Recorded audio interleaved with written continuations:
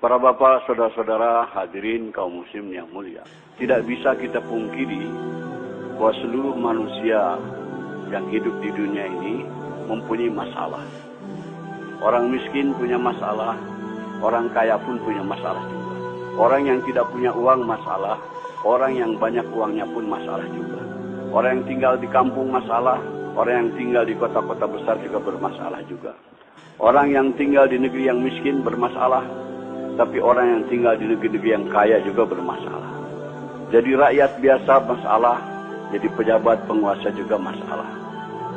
Kalau dalam ketentaraan, kopral bermasalah, jenderal pun bermasalah juga. Tidak bisa dipungkiri. Orang yang belum kawin punya masalah, yang sudah kawin pun masalah juga.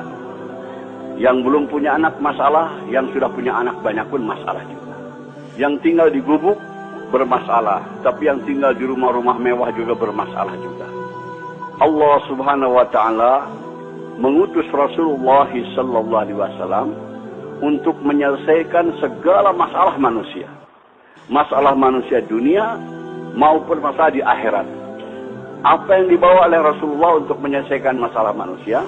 Bukan membawa kekuasaan, bukan bawa jabatan, bukan bawa harta kekayaan, tapi yang dibawa oleh Nabi adalah agama. Jadi agama ini diturunkan oleh Allah untuk menyelesaikan masalah-masalah manusia.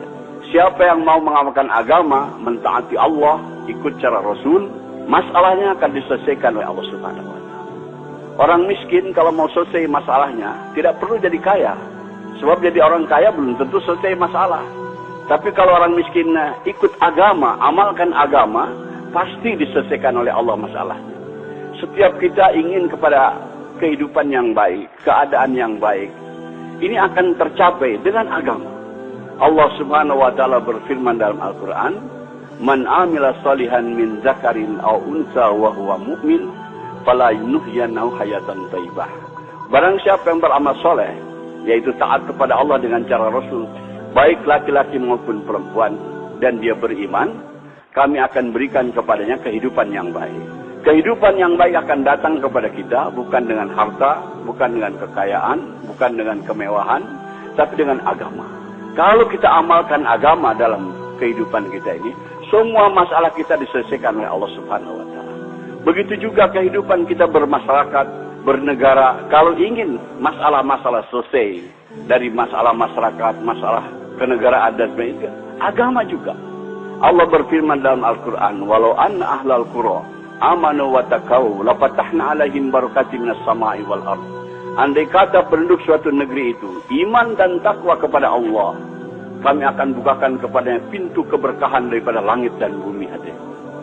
Kemakmuran, kesejahteraan, keamanan akan tercipta dengan agama, dengan taat kepada Allah Subhanahu wa taala. Maka Rasulullah SAW berjuang mati-matian memahamkan kepada umat betapa penting agama ini. Betapa penting agama ini untuk menyelesaikan masalah. Sebab manusia terkeliru, tertipu. Mereka yakin dengan yang zahir.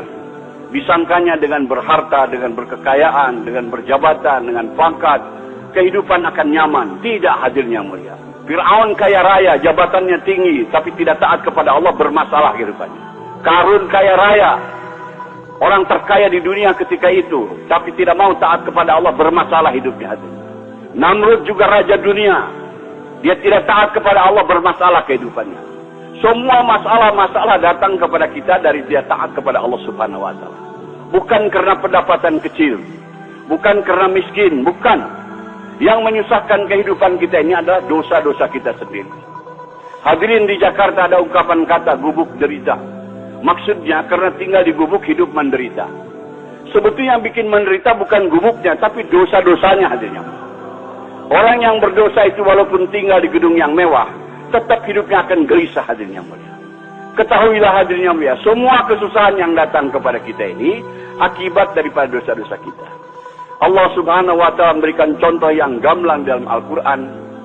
Nabi Ibrahim alaihissalam dapat cobaan kena hukuman bakar oleh Namrud, dimasukkan ke dalam api selama kurang lebih 40 hari 40 malam.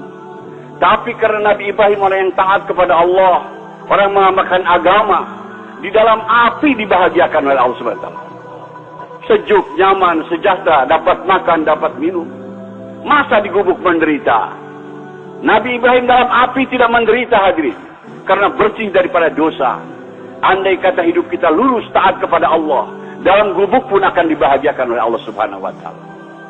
Hadirin yang mulia, ini harus kita camkan, tanamkan dalam hati kita keyakinan dan beritahu dunia bahwa kebahagiaan bukan dalam kebendaan, bukan dalam kekuasaan, tapi dalam taat kepada Allah.